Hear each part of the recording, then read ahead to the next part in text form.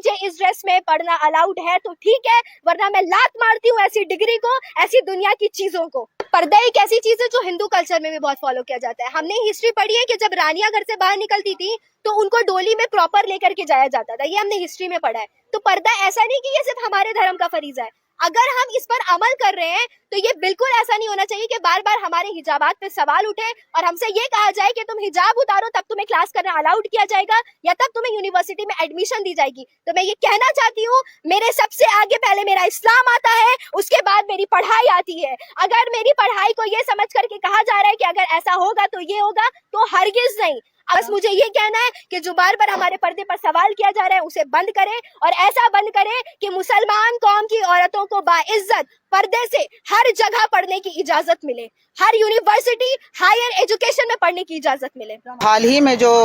ہماری معصوم بچی کے ساتھ جو ایک ڈاکٹر ہیں، جو عزت سے وہ اسٹیج پر اپنا سمان لینے جا رہی تھی اور بہار کے جو سی ایم ہیں نتیش کمار جی نے ان کے ساتھ اپمان کیا، ان کے حجاب کو اپنے ہاتھوں سے ہٹایا،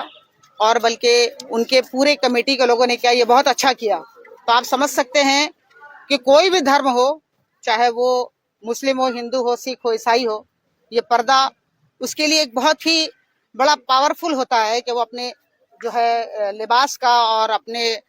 جسم کا وہ حفاظت کرتی ہے۔ ٹھیک ہے، اس کو کسی کو بھی ادھیکار نہیں ہے کہ وہ اس سے چھیڑ چھاڑ کرے۔ اگر اس طرح کے الفاظ ہم لوگ کسی کے بارے میں بولے تو آج ہندوستان میں آگ لگ سکتی تھی، مگر آج ہم صرف یہی بتانا چاہتے ہیں کہ اسلام ہمیں یہ سیکھ دیتا ہے کہ ہم کسی بھی جھگڑے لڑائی سے یا خون خرابہ سے کام خراب نہیں کرنا چاہتے، بلکہ اسلام ہمیں امن کا پیغام دیتا ہے، اور ہندوستان میں رہ کر ہم ایک بن کر رہنا چاہتے ہیں۔ ایک طاقت ہونی چاہیے کہ اگر کسی ہندو کے ساتھ بھی غلط ہو تو ہم اس کے لیے بھی آواز اٹھائیں،